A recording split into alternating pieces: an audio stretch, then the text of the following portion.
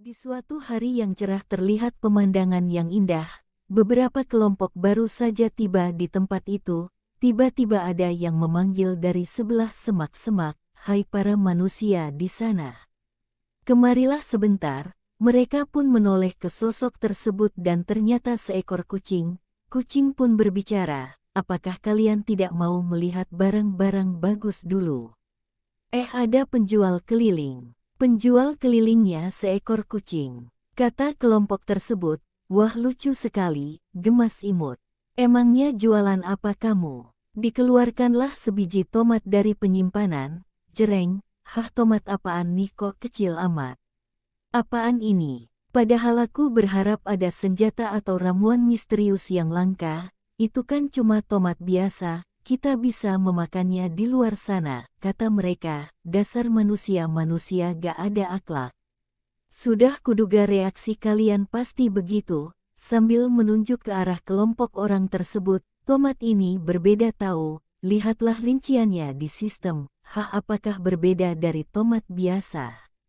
"Wah, ini item, kekuatan sihir tomat cherry meningkat 0,01 selama 10 menit.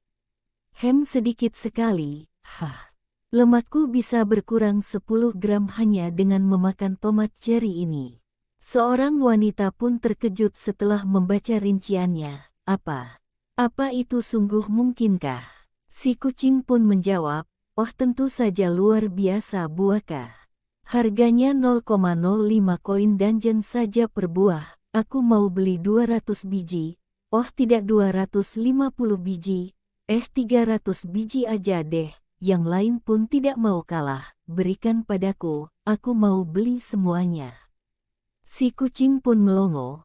Seseorang pun bertanya, "Kamu dapat dari mana?" "Tidak, sebenarnya siapa yang menanam ini?" Si kucing pun menjawab sambil cengar-cengir. "Soal itu, hehehe, rahasia. Kita diperlihatkan di suatu tempat di dalam gua ada beberapa tumbuhan termasuk tomat cherry." Sekelebat seseorang memetiknya. "Tuh, view. Seseorang yang berkeringat, ini MC kita, si Jun. Sepertinya hasil panen kita sudah cukup." Seekor kelinci yang di samping Mia pun menyahuti, "Yap. Teman-teman, ayo istirahat sebentar," kata si Jun sambil melambaikan tangan. Sekarang si Jun memeras tomat cherry ke dalam sebuah gelas. Dia mengocoknya tuing-tuing dan berkata kepada lebah di sampingnya, "Tolong minta madu sedikit." "Ya." Lebah itu pun memberikannya. Si Jun pun mengocoknya lagi, kocok sampai tercampur, gluk, gluk, gluk. Si Jun pun meminumnya bersama kelinci-kelincinya. Mantap betul. Mimin jadi ngiler, jreng-jreng jas tomat cherry dengan sumber energi madu. Ini baru yang namanya hidup. Wakak si Jun berlebihan. Tit, tit, tit. Ada sebuah notifikasi muncul. "Misi tambahan, bagikan jas kepada pengelola menara." Imbalan, tidak ada. Jika menolak, kecewa. Hei. Si Jun pun kaget. Iya, nanti kubuatkan, deh." Sejun. Dari luar gua terlihat seekor kucing yang datang dengan melompat. "Aku sudah kembali," kata si kucing. Si Jun pun menangkapnya. "Kau sudah pulang, pegawai Theo." "Wah, si kucing bernama Theo. Barang terjual abis, Bang. Aku juga membawa sekantung penuh uang koin dungeon." "Wah, kau benar-benar hebat Theo. Bisa-bisa dalam 1 jam kan kujadikan kamu CEO nih." "Hahaha, sekarang hanya masalah waktu sampai namaku dikenal semua orang. Ini bukan saatnya bersantai. Aku harus cepat makan, lalu berangkat jualan lagi.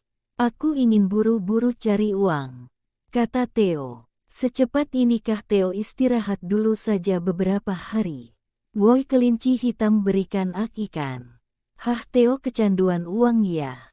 Hampir saja lupa." Sret, si Jun mencoret batu. Ternyata si Jun sudah 150 hari di dalam gua. Diperlihatkan di dalam gua ada beberapa lebah dan tumbuhan yang dirawat beberapa kelinci si Jun. Sambil bersemangat si Jun berkata, "Haruskah kita mulai bekerja?" Seoul 10 tahun yang lalu. Diperlihatkan sebuah menara yang menjulang tinggi tepatnya berada di pusat Gangnam. Sebanyak 100 buah menara yang muncul secara bersamaan, tersebar di beberapa kota dunia, termasuk Korea Selatan. Meskipun masing-masing negara telah menyelidiki menara yang muncul di wilayah mereka, yang diketahui hanyalah bahwa menara itu setinggi 990 meter dan terbuat dari bahan yang sangat kuat, sampai-sampai tidak bisa dikedakkan dengan bom atom. Lalu suatu hari, orang-orang mulai melewati dinding menara dan keluar satu persatu dari sana. Krek-cekrek, geruduk, wah-wah, bagaimana Anda bisa memasuki menara itu? Seorang pria pun menjelaskannya. Suatu hari aku tersedot ke dalam lubang hitam, begitu sadar, aku sudah berada di lantai 1 menara itu, kata pria itu. Dunia pun heboh memberitakan menara-menara tersebut.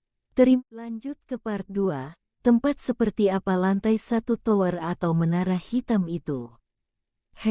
Bisa dibilang tempatnya seperti istana, yang sangat luas dan bersinar terang, ucap gadis sihir yang berada di sosial media. Juga banyak toko yang menjual berbagai item yang bisa digunakan di menara. Biasanya saya membeli ramuan sihir di sana. Hal yang paling penting di lantai 1 tentunya adalah tempat berlatih, karena kita harus menjadi lebih kuat sampai bisa melawan monster jika ingin bertahan hidup di menara itu, ucap seorang pria. Sebuah mata air kecil yang berada di dalam gua, dung. Inilah hari pertama Si Jun tersedot ke menara hitam. Si Jun terlihat murung dan sedih. Dia berkata, "Tidak ada, pintu keluarnya tidak ada.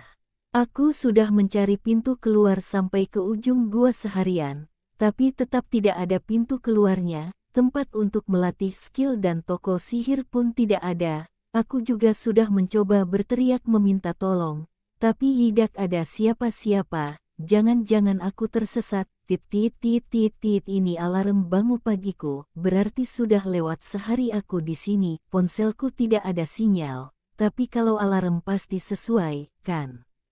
Ujarnya, "Aku lapar, baiklah coba kulihat perbekalan yang kudapat dari belanja di pasar sebelum tersedot ke sini, air, tomat, daun bawang, ubi dan 1 apel. Kalau begitu kumakan apel dulunya deh.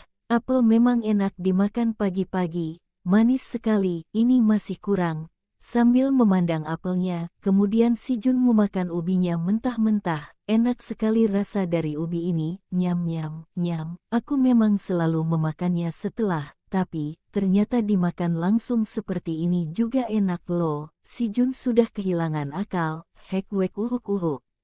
Si Jun pun meminum air sambil memukul dadanya. "Wah Bruk, itu sarapan yang cukup nikmat. Hahaha, sampai kapan aku harus berada di sini? Aku harus keluar sebelum makananku habis. Kira-kira berapa hari aku bisa bertahan dengan makanan sebanyak itu? Kalau tak terselamatkan aku akan mengering bagaikan mumi di tempat ini selamanya." Si Jun pun bersemangat, "Tidak, aku tidak boleh mati.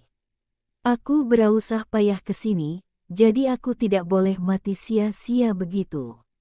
Sambil memandang biji apel, Si Jun pun menanam biji apel, begitu juga 10 akar daun bawang, juga menanam 3 tomat ceri dan 2 ubi, sisanya untuk dimakan. "Aku harus bertahan dan keluar dari sini bagaimanapun caranya. Akan kutunggu sampai kalian bertumbuh dan berbuah. Bertumbuhlah dengan baik ya. Masa depanku." Kik dek, dek, apa itu? Apa yang terjadi? Itu monster. Benar suara monster, kan? Tapi di lantai 1 kan tidak ada monster. Si Jun pun melihat ke atas, Blue Moon. Beruah hua arg. Si Jun pun ambruk. Tubuhku lemas, wush wush wush, ada seekor naga di atas. Naga hitam. Infah seka. Si Jun pun pingsan. Tit, tit, tit, tit. Si Jun meraba-raba ponselnya. Alarmnya berbunyi. Sambil memegang HP dia berkata, "Astaga kepalaku, berapa lama aku terbaring? 2 hari. Aduh pinggangku." Sambil merintih kesakitan, "Rasanya aku lelah. Sekujur tubuhku sakit, aku juga lemas. Apa ini? Kenapa ada pohon di sini? Sambil terkejut si Jun melihat daun banwangnya yang tumbuh sebesar dirinya. Sejak kapan tumbuh setinggi ini? Tidak, bisa saja Katena ditanam di menara. Si Jun berpikir seperti itu. Dia pun melihat tanaman yang lain. Wah, hebat, totalnya ada 52 tunas. Tapi tunas ini lambat karena tertutup daun bawang. Aku akan memotongnya. Si Jun kesulitan untuk memotongnya. Aku sudah selesai panen. Kira-kira gimana rasanya ya? Wah, wah. Si Jun kepedasan setelah memakannya. Si Jun berlari ke mata air di dalam guanya. Si Jun menggerutu, dah pedas banget, tapi kenapa perutku tidak sakit ya? Si Jun ganti memakan tomat cerinya. Matahari tidak pernah terbenam di menara ini, namun biasanya fenomena gerhana yang menutupi matahari bisa terjadi secara berkala di tiap lantai. Fenomena Blue Moon kan hanya muncul di lantai 10 ke atas, padahal kupikir selama ini aku berada di suatu tempat lantai 1, lalu. Soal naga itu, aku yakin bukan halusinasi. Setelah menara itu muncul 10 tahun yang lalu, baru belakangan ini Guild Phoenix berhasil membereskan lantai 37. Walaupun informasi mengenai lantai 31 hingga lantai 37 masih dianggap rahasia penting, karena pembatasan dari para guild yang lain, video invasi untuk lantai 30 ke bawah telah banyak diunggah di Notube demi uang dan promosi. Lantai 2-10 berisi skeleton, lantai 11-20 berisi goblin, dan lantai 21-30 berisi orc. Lalu menurut rumornya, konon akan muncul para monster laba-laba mulai lantai 31. Tidak ada naga berdasarkan pengakuan mereka, bahkan aku belum mendengar kemunculan monster kadal yang mirip dengan naga di menara ini. Kira-kira lantai berapa ini ya? Bisa jadi, aku tersesat ke lantai yang belum pernah dicapai oleh para pemburu monster level teratas. Tes ada yang jatuh menimpa wajah si Jun. Apa ini? Apa ini? Air hujan. Padahal ku dengar cuaca di hampir semua tempat di dalam menara ini selalu bagus. Apa itu? Jangan-jangan monster. Tuwing, ada sebuah kelinci di atas gua. Kelinci. Apa dia juga monster? Kelinci itu pun meloncat ke arah si Jun. Si Jun pun mencoba menangkapnya, akan tetapi kelinci itu pun melewatinya. Apa ini? Sepertinya dia bukan kelinci biasa. Pik. Kelinci itu bertanya, apa boleh aku memakannya? Si Jun pun memberikan sehelai daun bawangnya.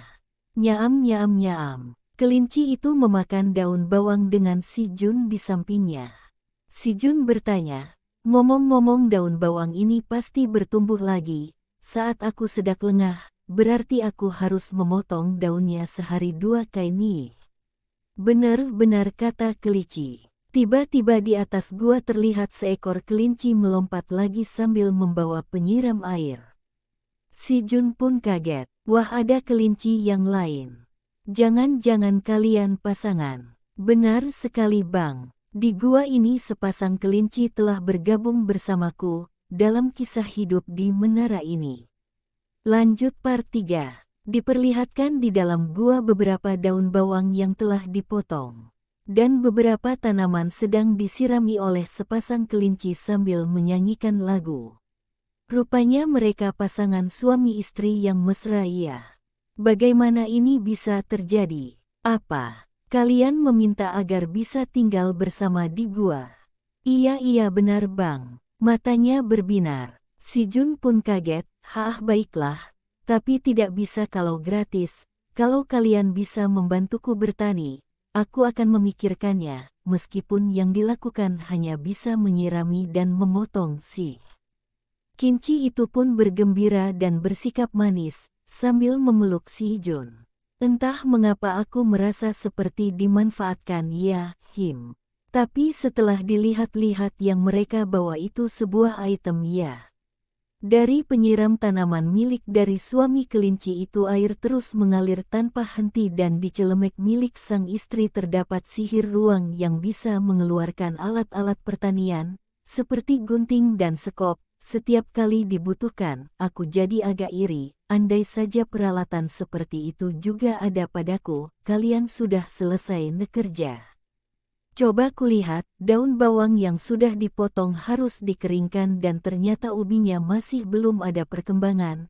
Daun tomat ceri ini sudah agak lebih besar daripada sebelumnya, kecepatan pertumbuhannya benar-benar cepat. Apa ini berkat para kelinci itu ya? Oh baiklah kalian lulus. Kelinci itu pun bergembira, kemudian berlari ke arah pojok dan berbisik-bisik. Suami kelinci sedang menggali lubang, sedangkan istrinya merangkai bunga lalu ditempelkan di pintu rumah. Dan jadilah rumah kelinci itu. Wah luar biasa, kalian membuat rumah dengan sekejap, kata si Jun. Suami kelinci cukup berbakat loh. Istri kelinci malu-malu sambil menunjuk ke arah rumah dan menyeret sang suami. Terdengar suara gemuruh dari dalam rumah, si Jun pun merasa cemburu. Padahal tadinya aku agak bosan karena sendirian di gua ini, tapi berkat para kelinci itu pekerjaanku jadi terbantu dan aku jadi bisa menonton hiburan. Wah panas sekali, punggungku. Aduh panas sekali, sebenarnya itu apa sih? Botol plastik. Lingkungan di dalam menara hitam memang sangat keras, namun saya tidak kehilangan harapan. Untungnya di sini ada botol plastik dan daun bawang yang sudah mengering. Kalau berhasil membakar daun bawang yang kering dari cahaya yang dipantulkan botol plastik, aku bisa membuat api. Ini tidak mungkin, apinya terus padam dan hanya menyisakan asap. Aku benar-benar tidak tahu cara membuat api, padahal caranya sudah benar seperti ini, apa yang kurang ya? Sepasang kelinci itu keluar dari dalam rumahnya sambil memandang si Jun yang sedang meniup daun bawang. Hai kelinci, bagus, sekarang kalian bantu aku. Meniup bara apinya. Ayo kumohon, menyalalah. Akhirnya api itu pun berhasil menyala, si Jun pun membakar daun bawang bersama dua kelinci tersebut. Lalu mencoba memakannya. Manis sekali, rasanya manis seperti gula yang melompat di dalam kepalaku, rasanya seolah-olah seperti kuda liar hijau tengah melesat di pekarangan luas di dalam bibirku. Ini enak, sungguh lezat, ini benar-benar lezat. Sepasang kelinci itu pun mencoba memakannya juga. Wah enak, ini benar-benar enak, ya habiskan semuanya. Makan saja sepuasnya.